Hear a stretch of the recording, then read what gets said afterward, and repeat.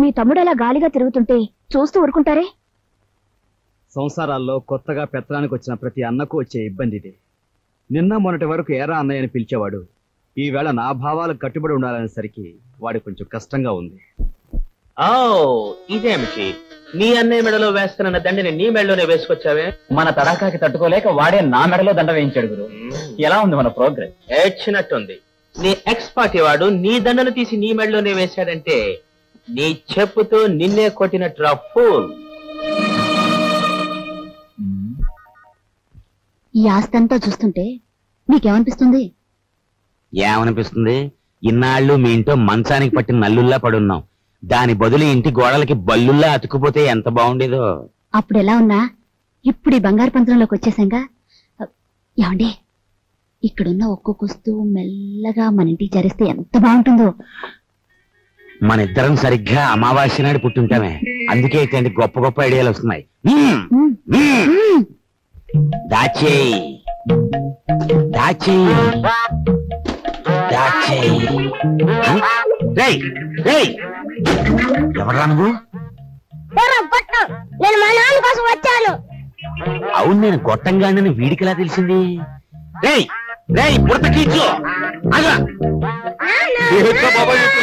పెట్టరా, నువ్వు ఇక్కడికి వస్తే నా పేరు వరాలని భుజంగరావు కాదని అందరికీ తెలిసిపోద్ది. మరప్పుడు చిల్లరలకు వస్తుంది.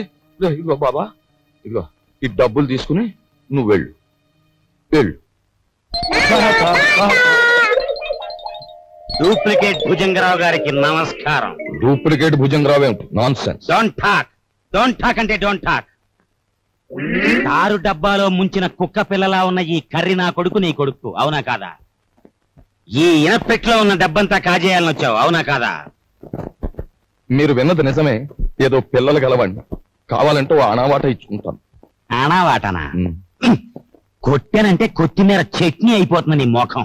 హలో, నన్ను ఇక్కడికి పంపించిన మా బాసు నాకు ₹10 వాటా ఇస్తా అన్నాడు. కావాలంటే నా వాటాలో 50-50 పావల వాటా ఇచ్చేస్తాను.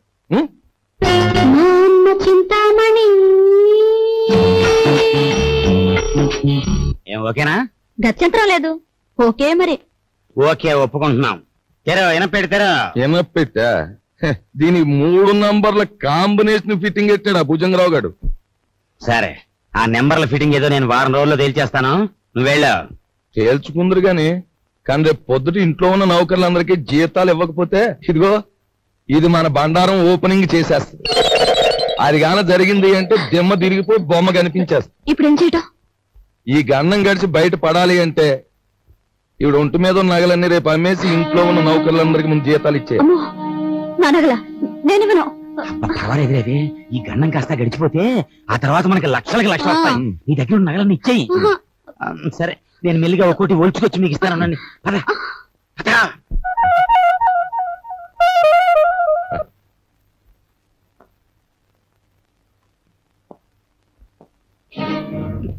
నిన్న తాటాకులు కట్టావు, ఇప్పుడురా చూద్దాం.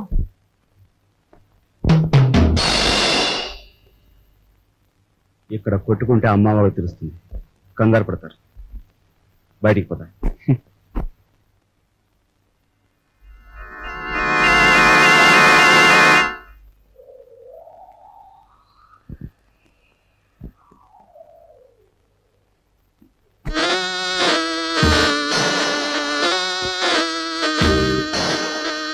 జానీ జంజు, మా బాస్ లాంటి వాడు.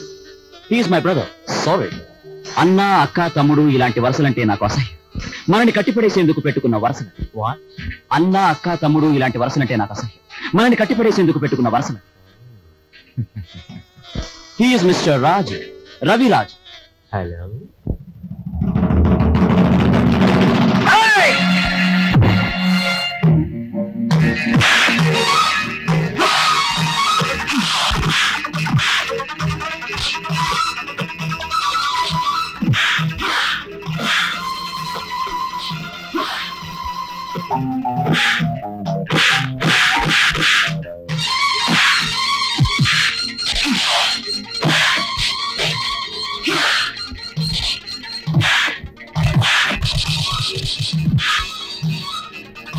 ఏమిటి మన వాళ్ళలా దెబ్బలు తింటున్నారు?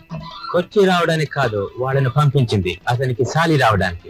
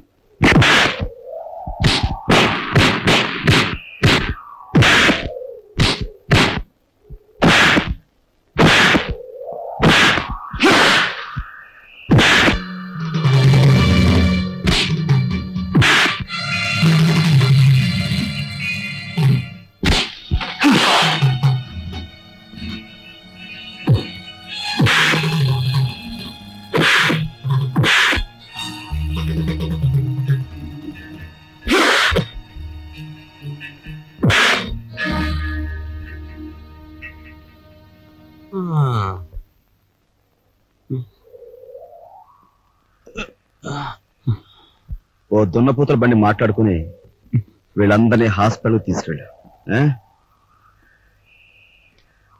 ఖర్చు కొంచెం.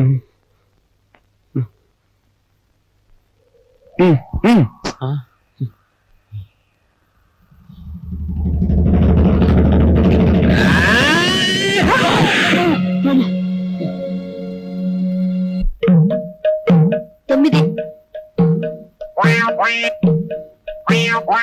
7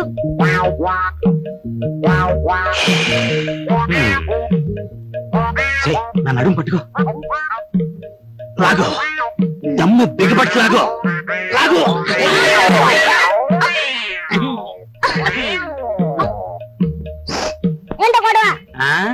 మేమిద్దరం చెడుగుడు ఆడుకుంటున్నాం రా పిల్ల నా కొడక. పడక పడక.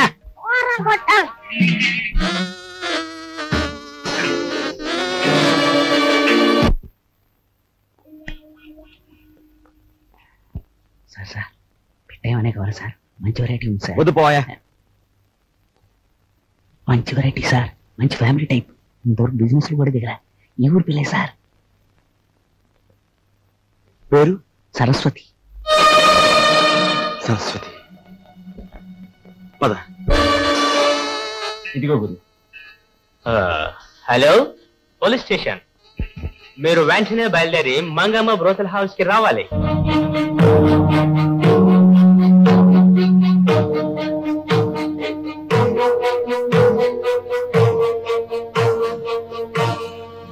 ఈ ఊరు పిల్లన్నావే, ఆ అమ్మాయి ఏది?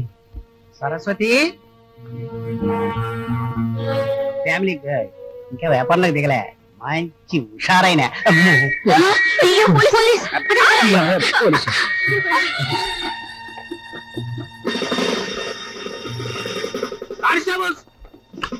ఏనైనా పిల్ల కావాల్సి వచ్చిందా సార్? నేను అలాంటి సాని కొంపకొచ్చి సహస్రనామత్యం చేస్తున్నానంటావా? పేరెక్కో వెళ్ళా. ఆగు, కానిస్టేబుల్స్ రాని. ఇది నాకే పోసు కొడుతోంది. Constables van ఎక్కించండి.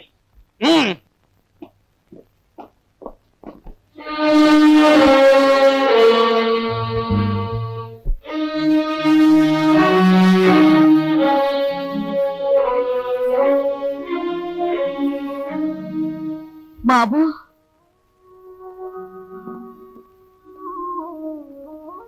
నువ్వెందుకురా ఏదో తప్పు చేసినట్టు తలంచుకుంటావు? నీ సుఖం కోసం నువ్వు సాని కొంపకు వెళ్ళలేదని మాకు తెలుసురా. నీ సుఖం నువ్వు చూసుకునేవాడివైతే మట్టి పని ఎందుకు చేస్తావు? ప్రాణానికి తెగించి 8 రోజులు సైకిల్ ఎందుకు తొక్కుతావు? దర్జాగా ఈ అమ్మాయిని పెళ్లి చేసుకుని మహారాజులా బ్రతికేవాడివి. బాధపడుకున్నాయన లోపలికి పద, స్నానం చేసి భోంచొద్దు గాని. రేయ్, ఒకసారి ఇట్రా. ఏంటి ముసల్దానా? బాలే దర్జాగా ఉన్నావురా. చూసావా నా దర్జాకి మీ దరిద్రానికి మధ్య ఎంత అడ్డుకోవడందో. ఒరే, నిన్ను నేను ఎప్పుడు ఏమి అడగలేదు, ఇప్పుడు అడుగుతున్నా. తలెత్తి ఒకసారి ఆకాశం మీద కుమ్మే. ఉమ్మా? అంతేరా నేను అడుగుతుంది. సరే.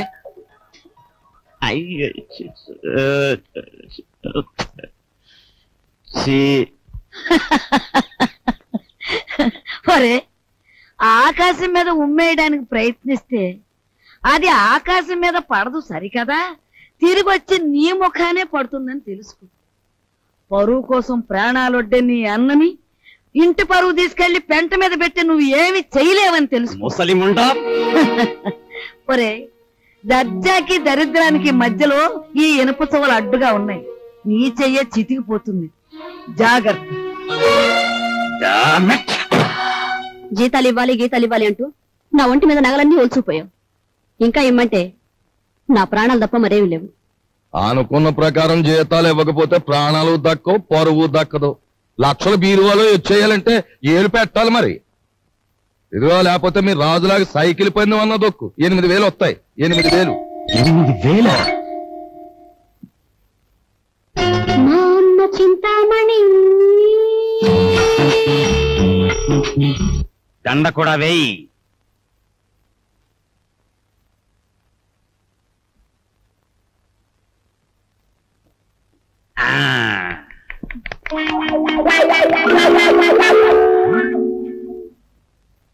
ఏమండి, జనం ఎవరు లేరండి? గొప్ప గొప్ప సినిమాలు మెల్లిమెల్లిగా పికపోతాయి, ముందు జనం రారు. మనకి అంతే. నీకెందుకు, నేను తొక్కుతాగా.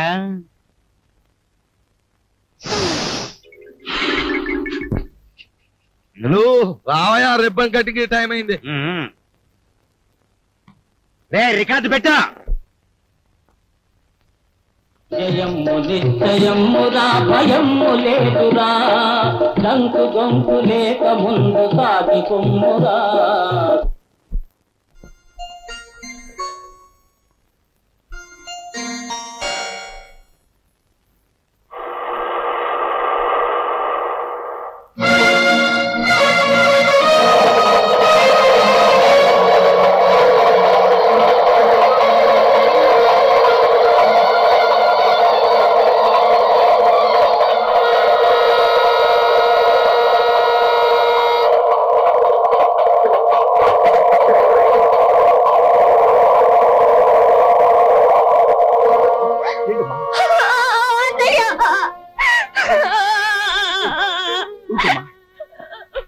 ఏం జరిగింది?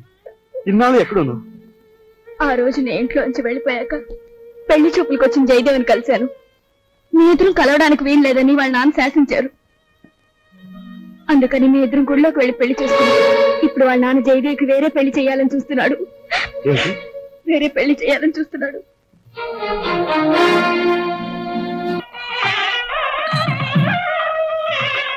రండి బాబు గారు.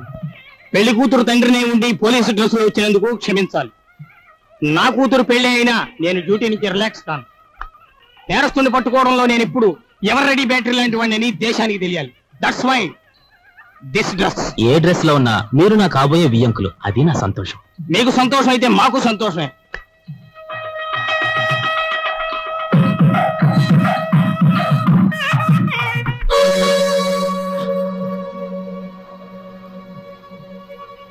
మీ అందరి చేతిలోని విసులుకరలో ఒకసారి చూపించండి. బాగారు, ఈ యొక్క దగాకోరు, వీడిని నమ్మద్దు. ఏవో దొంగ ఫోటోలు వచ్చేసి నన్ను అల్లరి చెయ్యాలని. బాబు, మీలాంటి వాళ్ళందరూ చేరి వాడిని దగాకోరుగాను దగులు బాజీగాను తయారు చేస్తున్నారు. వాడు దగాకోరే, మరి ఇదేదో మోసం బావగారు. మా అబ్బాయి ఇంతవరకు ఎవరిని పెళ్లే చేసుకోలేదు. అసలు ఈ అమ్మాయి ఎవరో మాకు తెలియదు బావగారు. సరస్వతి, మేము దయసాక్షిగా పెళ్లి చేసుకున్నామండి. మా ఇష్టం లేకుండా బలవంతంగా ఈ పెళ్లి జరిపిస్తున్నాడు మా నాన్న. సరదాగా దండలు మార్చుకున్నంత మాత్రాన అది పెళ్లి అవుతుందా? సరదాగా దండలు మార్చుకోవడం కాదు, కొంతకాలం కాపురం కూడా చేశాడు. కాపురం చేస్తున్న భార్యాభర్తలను విడదీసి వాళ్ళకి మరో పెళ్లి చేయడం నేరం. దానికి ఈ క్షణంలో మిమ్మల్ని అరెస్ట్ చేయగలరు తెలుసా? అది కాదు బాబు గారు. మీరు పెళ్లి కొడుకు తండ్రిగా ఇక్కడ ఉండాలి అనుకుంటే వీళ్ళిద్దరికీ పెళ్లి జరిపించండి, లేదా మిమ్మల్ని జైలుకి పంపించాల్సి వస్తుంది. అమ్మాయి, మీరిద్దరు వెళ్ళి పీటల మీద కూర్చోండి.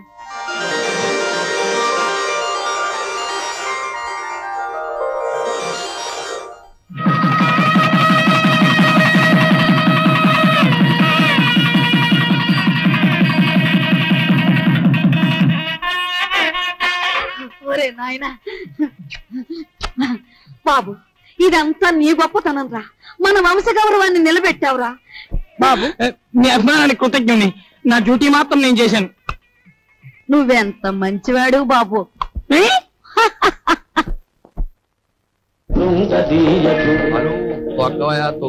హలో తక్కురా. అమ్మ కుర్ర నా కొడక, నీ కూడా లోకు అయిపోయాను రా. తెల్లారేలోగా నీ నుంచి నీ బాబు నుంచి దొక్కుతాను రా, పేడ వదిలిపోతే. నువ్వు టీ తాగరా.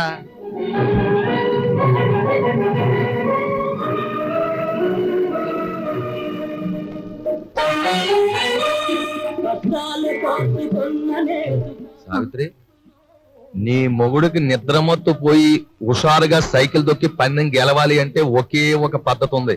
నేను చెప్పినట్టు వింటావా? ఏమిటో చెప్పండి, చేస్తాను. ఏం లేదు, సాచి లెంపకే కొట్టి.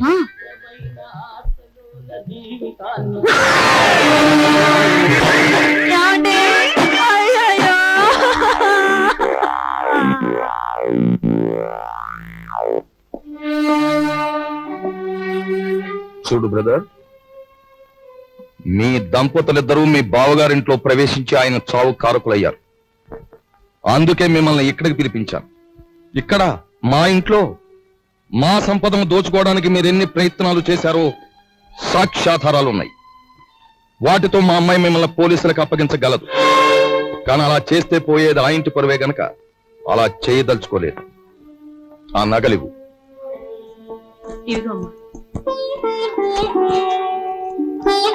అదిగో మీ ట్రంక్ పెట్టి. ఆ పెట్టెలో ఈ ఇంటికి సంబంధించిన వస్తువులు ఎన్నున్నాయో మాకు బాగా తెలుసు. ఇక నుంచే నాకు గౌరవంగా బ్రతకడం నేర్చుకోండి. అలాగే సార్, మా దారిని మేము వెళ్ళిపోతాం. బ్రతికినంత కాలం మిమ్మల్ని తలుచుకుంటూ బుద్ధిగా బతుకుతాం. మాకు సెలవిప్పించండి. వెళ్ళండి. పదవే.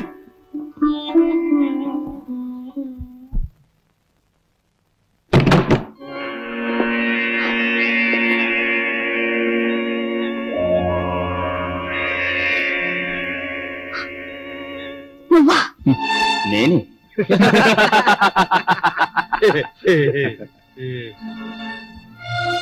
ఆయన చావు బతుకుల్లో ఉన్నారు. తెలిసిన వాడివి, నాకు సాయం చేయి. దయచేసి వెళ్ళిపో.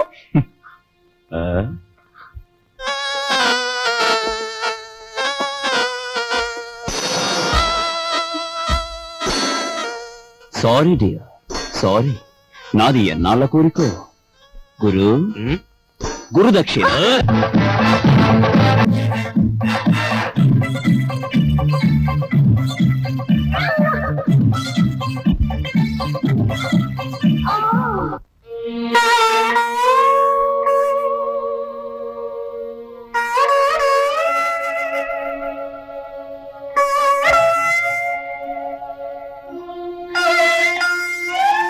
ఒక పక్క నా భర్త సాగు బతుకుల్లో ఉంటే ఆ జాలి కూడా లేకుండా ప్రవర్తించాడు మీ అబ్బాయి.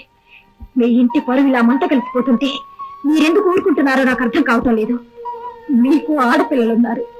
ఆడపిల్లల జీవితాలతో ఆడుకునే అలాంటి వాడిని మీరు విచ్చలవిడిగా వదిలేస్తే ఏమవుతుందో ఒక్కసారి ఆలోచించండి.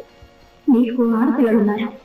ఆడపిల్లల జీవితాలతో ఆడుకునే అలాంటి వాడిని మీరు విచ్చలవిడిగా వదిలేస్తే ఏమవుతుందో ఒక్కసారి ఆలోచించండి.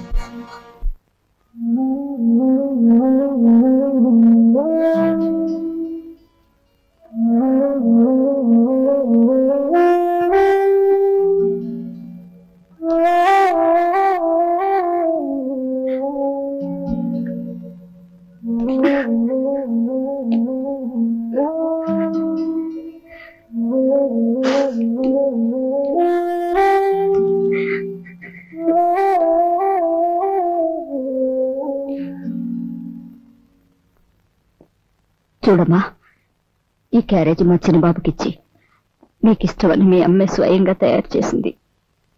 ఒక్కటి కూడా వదలకుండా తినమని చెప్పి. తమ్ముడు క్యారేజ్ నేను తీసుకెళ్తాను, నువ్వు పద.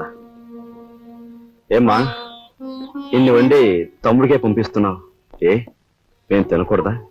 అది కాదు బాబు, అది నాకు తెలుసమ్మా. నాన్నగారు చనిపోయిన దగ్గర నుంచి ఏనాడు పిండి వంటలు చేయను నువ్వు. ఈ వేళ ఇంత శ్రమపడి ఇన్ని వండావంటే ఇదేమిటో ఊహించగలను. చిన్నవాడు వీధిలోకి వెళ్ళి చెయ్యి కూడని ఘోరాలు చేస్తున్నాడు. ఇంటి పరువు బజారుకి ఇడుస్తున్నాడు.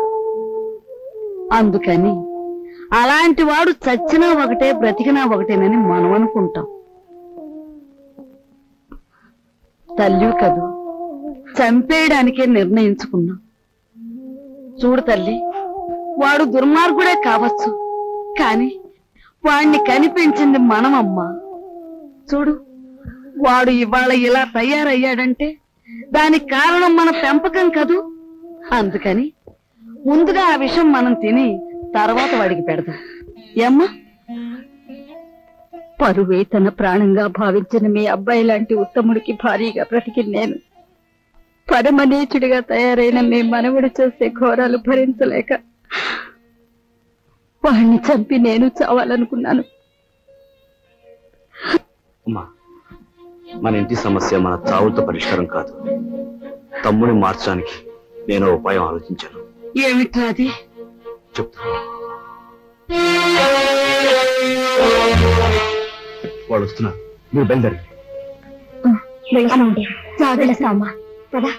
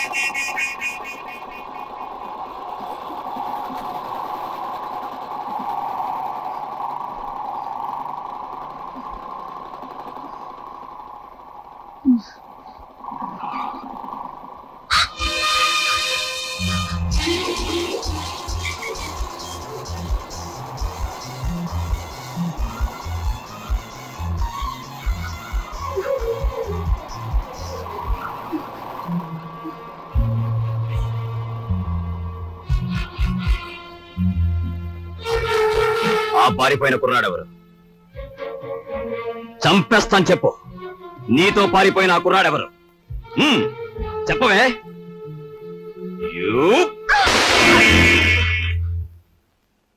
ఆ సంగతి అడగటానికి నువ్వెవరు?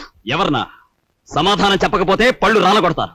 అప్పుడు తెలుస్తుంది నేనెవరినో. చెప్పు, నీతో చేయి కలిపిన ఆ కుర్రాడెవరు? ఏమిటి, నా మీదేదో అధికారం పెద్దరికి ఉన్నట్టు అలా దబాయించి అడుగుతున్నావు? నీకు సమాధానం చెప్పాల్సిన అవసరం నాకు లేదు. ఎందుకు లేదు? నేను నీ అన్నయ్యని.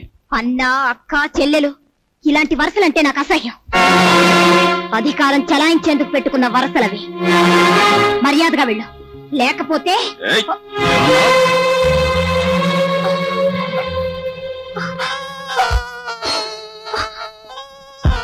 బ్రదర్ బ్రదర్ నువ్వన్న మాటలే నీ చెల్లెలు అంటోంది. గ్రేట్. వదిలే అమ్మ, వదిలే.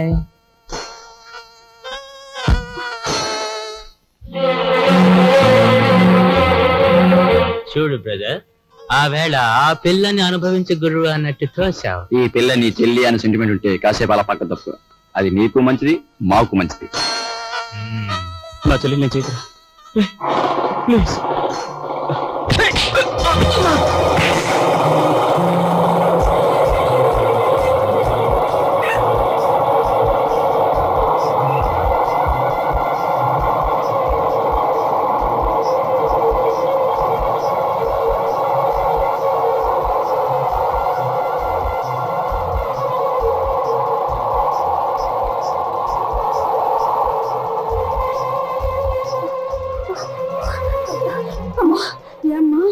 ఒరే బాబు, వాళ్ళు అసలే దుర్మార్గులరా. వాడిని ఏం చేస్తారో ఏమో. కాస్త నువ్వు వెళ్ళు బాబు. నాయనమ్మ, వేడిగా ఉన్నప్పుడు బొగ్గును పట్టుకుంటే చేయి కాలుతుంది, ఆరిపోయాక పట్టుకుంటే మసి అవుతుంది. అలాగే ఆ దుర్మార్గులతో స్నేహమైన శత్రుత్వమైన ఎంత ప్రమాదకరమో వాడికి అర్థం కావాలి.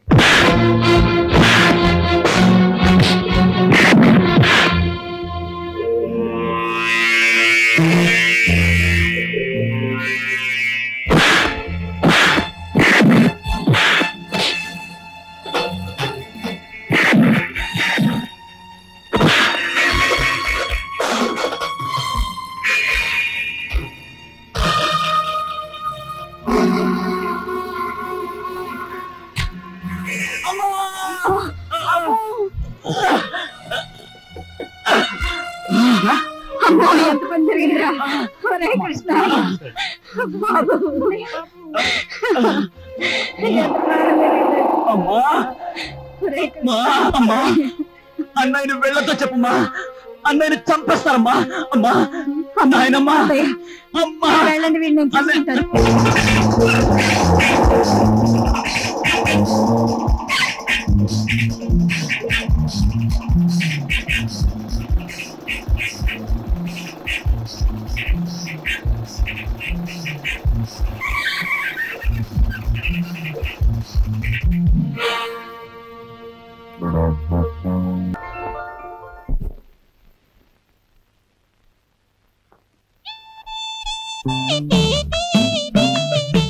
అరే, మీ నాన్నగారు పోయాక నువ్వు మీసం ఉన్న మగాడివైపోయావే. అన్నట్టు మీ ఇంట్లో డబ్బు పోయిందని విన్నాను. నా కోసం నువ్వే ఆ డబ్బు తీసుంటావు. ఏది ఆ డబ్బు?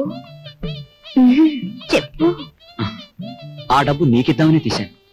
ఆ రాత్రి మరెవరో నా దగ్గర నుంచి కాజేశారు. ఒక ప్రాణాన్ని నిలబెట్టడానికి నేను వ్యభిచారం చేస్తే నువ్వు వ్యభిచారం కోసం ఒక ప్రాణం తీసేశావు. నా బ్రతికే చండాలం అనుకుంటే నువ్వు నాకంటే చండాలుడివి. నేను ఈ ఇల్లు ఎందుకు ఖాళీ చేస్తున్నానో తెలుసా? నీ నీతి మాలినతనాన్ని భరించలేక. వెళ్ళు.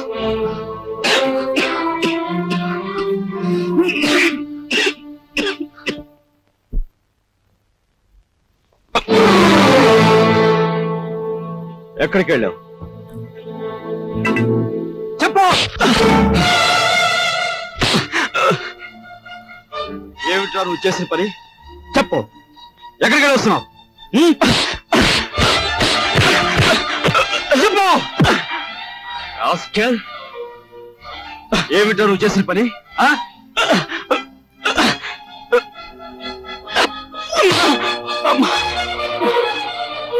చెప్పరా రాస్కెల్, చెప్పు.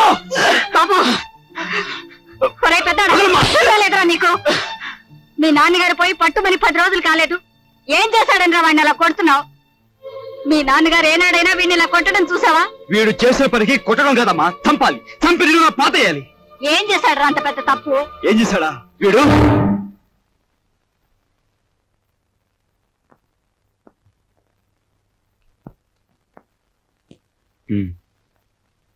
బాబు,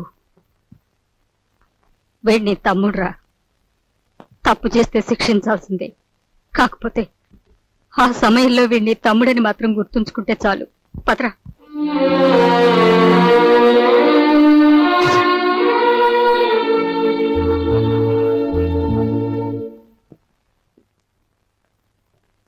వాడెందుకు కుట్టాడో తెలుసా అమ్మా? చెప్పు. పక్కన కాబోయే పెళ్ళం ఉంది కదా, ఆవిడ ముందు గొప్పలు చూపించుకోవడానికి. ఒరే కృష్ణ, నువ్వు చిన్న కొడుకు అయితే నీకంటే ముందు పుట్టిన పెద్ద కొడుకురా వాడు. నీకంటే ముందు నుంచే చూస్తున్నాను. వాడెప్పుడూ తప్పు చేయడు.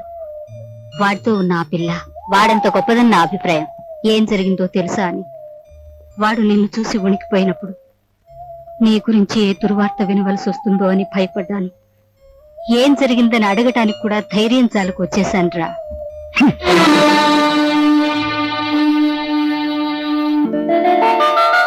ఈమె నా చెల్లెలు ఇల్లు వదిలి వచ్చేసింది. మీ సేవా సాధనలో ఉందేమో. సారీ, ఇలాంటి అమ్మాయి ఎవరూ లేరు. వస్తానండి.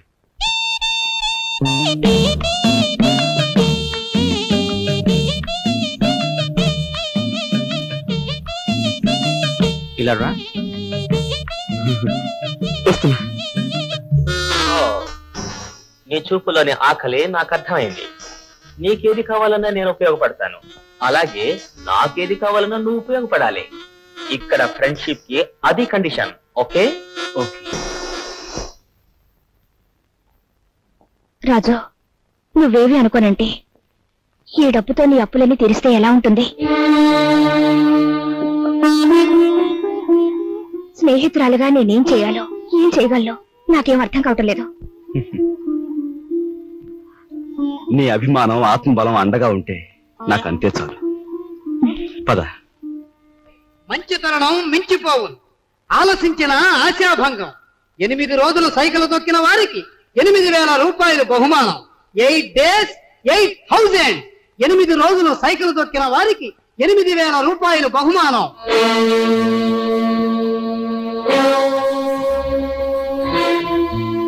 రాజు, అప్పులు తీర్చడానికి నువ్వు సైకిల్ తొక్కుతున్నావట. మనలాంటి కుటుంబాల్లో పుట్టి ఇలాంటి పనులు చేస్తే ఎంత పరువు తక్కువగా ఉంటుందో ఆలోచించు.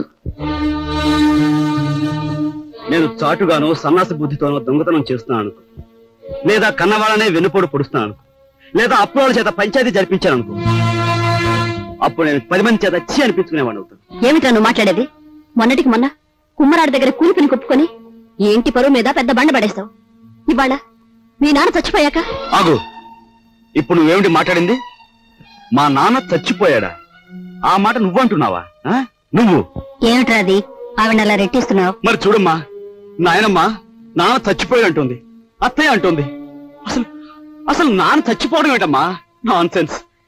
నాన్న చచ్చిపోలేదు. నాన్న చచ్చిపోలేదు. మనందరం కలిసి ఆయన చంపేశాం.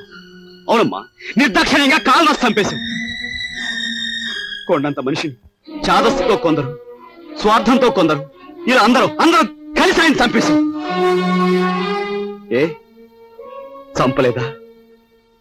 ఒక్కసారి మీరందరూ గుండెల మీద చేతులు వేసుకుని ఆలోచించండి. ఆయన జీతం నెలకు 500 రూపాయలు, కేవలం 500 రూపాయలు. తాహతకు మించిన కోరికలు కోరి మనందరం కలిసి ఆయన చంపేశాం. He was successfully murdered by all his family members. నోరుంది కదా అని తప్పులు పడుతున్నారు. నేను చేస్తున్న ఈ పనిలో ఓ పవిత్రమైన ఆశయం ఉందే తప్ప ఇదేం పరువు పోయే పని కాదని నాకు బాగా తెలుసు. మీరు ఒప్పుకున్నా ఒప్పుకోకపోయినా ఇవాళ నీ కొడుకు ప్రయోజకుడైనందుకు ఇప్పుడు నువ్వు ఉంటే ఎంత ఆనందించేవాడివిరా.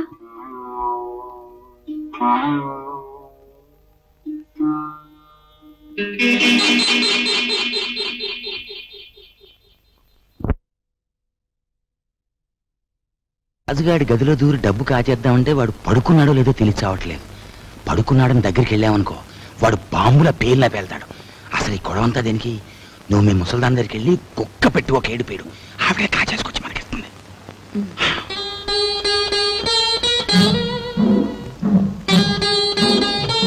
రాజు సైకిల్ దుక్కి సంపాదించిన డబ్బుతో ముందు అప్పులు తీరుస్తానంటున్నాడు. మమ్మల్ని మాత్రం ఆగమంటున్నాడు. వాడు సైకిల్ తొక్కుతానంటే మనం అందరం వాడిని కాదన్నాం. ఇప్పుడు ఆ డబ్బు మనం కావాలంటే ఏం బాగుంటుందమ్మా? అందుకే వాడి చేతుల నుంచి మనం తీసుకోము. మరి నువ్వు ఆ గదిలోకి వెళ్తావు, ఎవ్వరికి అనుమానం ఉండదు. ఆ డబ్బు నువ్వు తెస్తావు.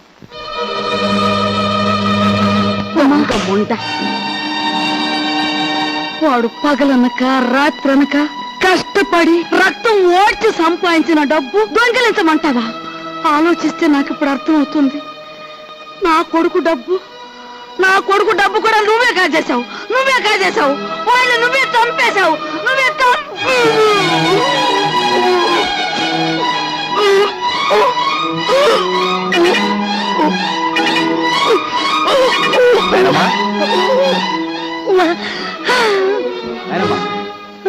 బాబు ఏమైంది నాయనమ్మా? ఎందుకు కేకలు పెట్టావు నాయనమ్మా? ఏమైంది? ఏం లేదు బాబు, ఏదో పీడకలు వచ్చింది. మీ నాన్న గుర్తుకొచ్చాడయ్యా. సరే ఊరుకో.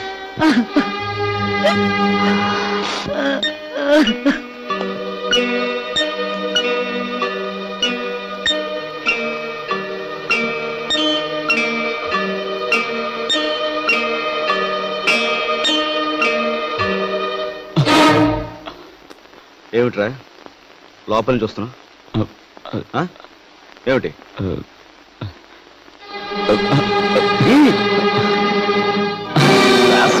ఏమిటాడు చేసిన పని?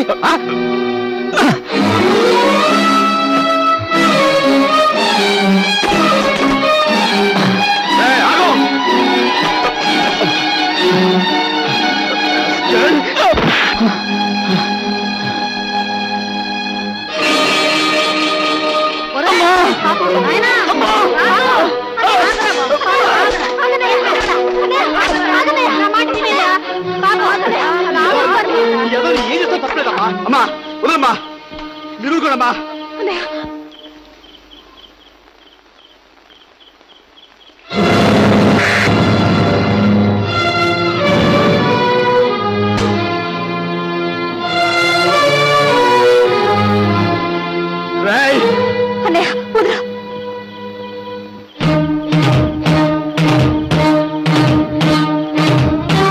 దుర్మార్గుడా, ఎంతకు తెగించావురా?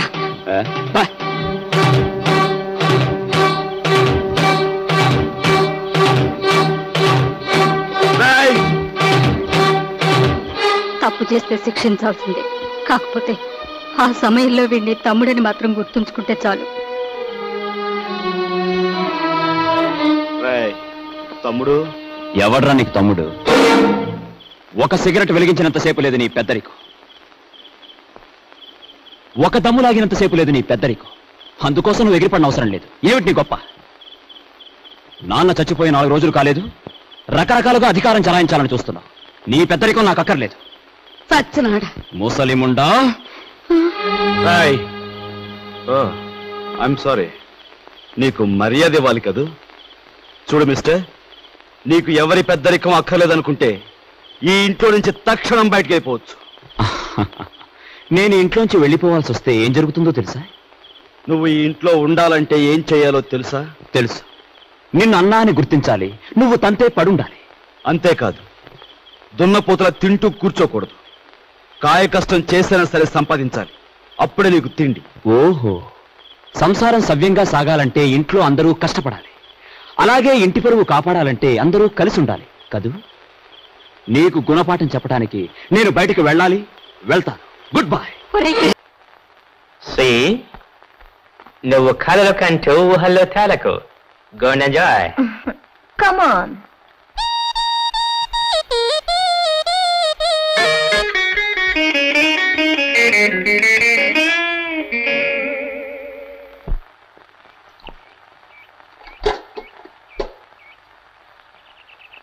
వెధముఖాలని వెధముఖాలు. పొద్దున్న లేచి ఏ వెధమండ ముఖం చూశాను. గుమ్మం తగిలి తలంతా బొప్పి కట్టింది.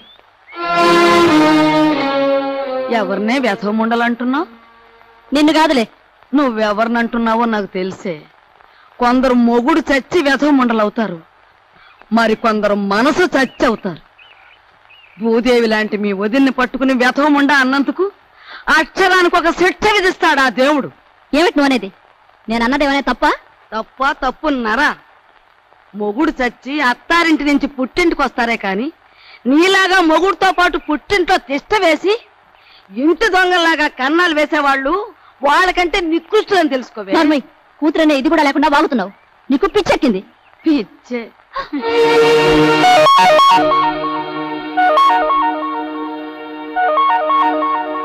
రామ్మా రా, సమయానికి వచ్చావు. చూసావా అమ్మా, దేవుళ్ళంటే నా బిడ్డను మింగింది కాకుండా అది ఎన్ని మాటలు అంటుందో. ఇవి చేతులు కావనుకో అమ్మా, నీకు అన్ని భోగాలు ఉండి కూడా మా ఇంటికొచ్చి ఎన్నో మా కష్టాలు చూసిందానివి. నువ్వే ఏదైనా ఉపాయం ఆలోచించి ఈ గాది కింద పందికొక్కుల్ని విరగడి చేయి తల్లి. మీరేం బాధపడకండి మామగారు, నేను మీ మనవడు కలిసి ఆలోచించాం. నాకు చిన్నప్పటి నుంచి లక్షాధికారులతో మాట్లాడటం అంటే చెడ్డ సరదా అండి. మీ అంతటా మీరే పిలిపించేసరికి నేను కూడా ఓ లక్షాధికారిని అయిపోయిన ఫీలింగ్ వచ్చేసిందండి. ఏం లేదు, మా జయ లక్షల్లో పుట్టి లక్షల్లో పెరిగింది. కూర్చోండి. అదృష్టవంతురాలు, తొందరగా రా. ఆ అదృష్టానికి వారసురాలుగా మాత్రం ప్రవర్తించడం లేదు. ఆ ఇంట్లో 4 రోజులుండి ఇక్కడికొచ్చినా ఆ గూటి పొలకే పలుకుతోంది. నిజానికి ఆ ఇంట్లో డబ్బు యొక్క విలువ తెలిసింది మీ ఇద్దరికేనన్న అభిప్రాయం. అంచేత మీరిద్దరూ ఇక్కడే 4 రోజుల పాటు ఉండి మా జైకి డబ్బు యొక్క విలువేమిటో కాస్త తెలియజెప్పండి. మీ ఇంట్లో సెటిల్ అయిపోయి మీ అమ్మాయికి డబ్బు గురించి చెప్పడం అంటే కాశ్మీర్ లో పుట్టి పెరిగిన వాడికి ఐస్ మొక్కల గురించి చెప్పినట్టు ఉంటుందండి. సరే, మమ్మల్ని ఎప్పటి నుంచి రమ్మంటారో చెప్పేయండి. ఈవేళే వచ్చేస్తే చాలా సంతోషిస్తాం.